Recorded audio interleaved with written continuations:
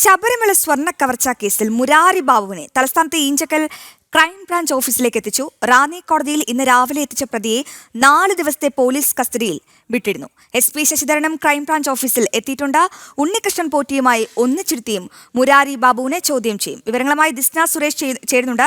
ദിസ്ന, എപ്പോഴാകും ഇരുവരെയും ഒന്നിച്ചിരുത്തി ചോദ്യം ചെയ്യുക?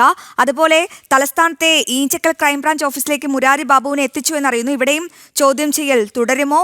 മാത്രമല്ല, കോടതിയിൽ അന്വേഷണ സംഘം ആവശ്യപ്പെട്ടത് എന്തൊക്കെ കാര്യങ്ങളാണ്?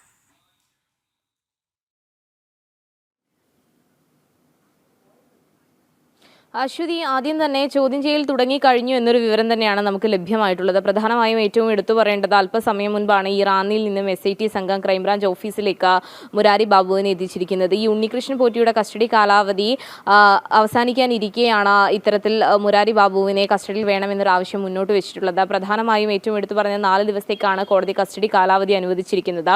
ഈ വരും ദിവസങ്ങൾ അന്വേഷണ സംഘത്തെ സംബന്ധിച്ച് ഏറെ നിർണായകമായ ദിവസങ്ങളാണ്. പ്രത്യേകിച്ച് ഉണ്ണികൃഷ്ണൻ പോറ്റിയെയും മുരാരി ബാബുവിനെയും ഒക്കെ ഒരുമിച്ചിരുത്തി ചോദ്യം ചെയ്യേണ്ട ഒരു ആവശ്യകതയുണ്ട്. കാരണം രണ്ടുപേരുടെയും മൊഴികളിൽ ചില വൈരുദ്ധ്യങ്ങളൊക്കെ തന്നെ ഉണ്ടായിരുന്നു. പിന്നെ കൂടുതൽ പേരിലേക്ക് ഇവർ മൊഴി നൽകിയിരുന്നു എന്ന് തന്നെയാണ് നമുക്ക് മനസ്സിലാക്കാൻ സാധിക്കുന്നത്. അതുകൊണ്ട് തന്നെ രണ്ടുപേരെയും ഒരുമിച്ചിരുത്തി ചോദ്യം ചെയ്യേണ്ട ആവശ്യകതയുണ്ട്. അതോടൊപ്പം തന്നെ ഏറ്റവും എടുത്തു പറയേണ്ട കാര്യം എന്ന് പറയുന്നത്, അല്പസമയം മുൻപാണ് ഈ മുരാരി ബാബു ക്രൈംബ്രാഞ്ച് ഓഫീസിലെത്തിയത്. അതിനുശേഷം തന്നെ ഉടൻ തന്നെ SP ശശിധരൻ ഉൾപ്പെടെയുള്ള ഉന്നത പോലീസ് ഉദ്യോഗസ്ഥരുടെ സംഘം ക്രൈംബ്രാഞ്ച് ഓഫീസിൽ എത്തുകയുണ്ടായി. ചോദ്യം ചെയ്യൽ ആരംഭിച്ചു എന്ന് തന്നെയാണ് മനസ്സിലാക്കാൻ സാധിക്കുന്നത്. ഈ 4 ദിവസവും വലിയ രീതിയിലുള്ള ചോദ്യം ചെയ്യൽ ഉണ്ടാവും, ഒപ്പം തെളിവെടുപ്പും നടക്കുമെന്ന് തന്നെയാണ് നമുക്ക് മനസ്സിലാക്കാൻ സാധിക്കുന്നത്. അശ്വതി, ദിസ്ന, ഈ ബാക്കി നമുക്കിനി ഒരുപാട് സ്വർണം കണ്ടെത്തേണ്ടതുണ്ട്. ഇനിയും ശബരിമലയിൽ നിന്ന് മോഷണം പോയ ബാക്കി സ്വർണം കണ്ടെത്തേണ്ടതുണ്ട്. ഇതിനെപ്പറ്റി എന്തെങ്കിലും മൊഴി ഉണ്ണികൃഷ്ണൻ പോറ്റിയോ മുരാരി ബാബുവോ നിലവിൽ നൽകിയിട്ടുണ്ടോ? അന്വേഷണ സംഘത്തിന് ഇതുവരെ കിട്ടിയ അല്ലെങ്കിൽ ലഭ്യമായ വിവരങ്ങൾ അനുസരിച്ച് അവർ പ്രാഥമികമായ അന്വേഷണ റിപ്പോർട്ട് നൽകിയിട്ടുണ്ട്. കൂടുതൽ ചോദ്യം ചെയ്യലുകൾ നടക്കുകയാണ് എന്ന് തന്നെയാണ് നമുക്ക് മനസ്സിലാക്കാൻ സാധിക്കുന്നത്. പ്രധാനമായും 2 ഘട്ടങ്ങളിലും രണ്ടുപേരും നൽകിയ മൊഴികൾ സംബന്ധിച്ച് ഇരുവരെയും ഒരുമിച്ചിരുത്തി ചോദ്യം ചെയ്യുമ്പോൾ കൂടുതൽ വ്യക്തത വരുമെന്നതാണ് അന്വേഷണ സംഘം ഏറ്റവും എടുത്തു പറയുന്നത്. അതോടൊപ്പം തന്നെ നമുക്ക് ആദ്യഘട്ടം മുതൽ അറിയാം, ഒരുപാട് സുഹൃത്തുക്കളുടെ പേരുകൾ അവർ പറയുന്നുണ്ട്. അതോടൊപ്പം തന്നെ ആ പേരുകൾ കേന്ദ്രീകരിച്ചൊക്കെ തന്നെയും വളരെ കൃത്യമായ അന്വേഷണം നടക്കുന്നു എന്ന് തന്നെയാണ് നമുക്ക് മനസ്സിലാക്കാൻ സാധിക്കുന്നത്.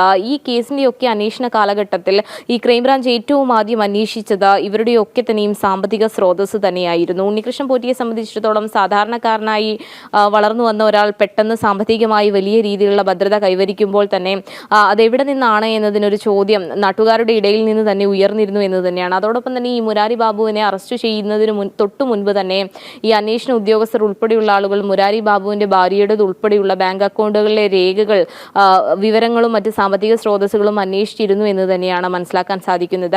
എന്തായാലും വരുന്ന 4 ദിവസം വലിയ നിർണായകമായ ദിവസങ്ങൾ തന്നെ ആയിരിക്കും എന്നത് തന്നെയാണ് നിലവിൽ നമുക്ക് അനുമാനിക്കാൻ സാധിക്കുന്നത്. അശ്വതി, അതോടൊപ്പം തന്നെ ഏറ്റവും എടുത്തു പറയേണ്ടത്, ഇരുവരെയും ഒരുമിച്ചിരുത്തി ചോദ്യം ചെയ്യുമ്പോൾ കൂടുതൽ തെളിവുകൾ, കൂടുതൽ മൊഴികൾ പുറത്തു വരും. അതിലൂടെ തന്നെ ഈ സ്വർണ്ണ കവർച്ചയുമായി ബന്ധപ്പെട്ട് കൂടുതൽ പേർ ഉൾപ്പെട്ടിട്ടുണ്ട് എന്നത് നമുക്ക് വ്യക്തമാകും. അത് ആരൊക്കെയാണ്, എന്തൊക്കെയാണ് എന്നത് തന്നെയാണ് ഇനി അറിയാനുള്ളത്. അശ്വതി, യെസ്, ദിസ്നയാണ് വിവരങ്ങൾ നൽകിയത്.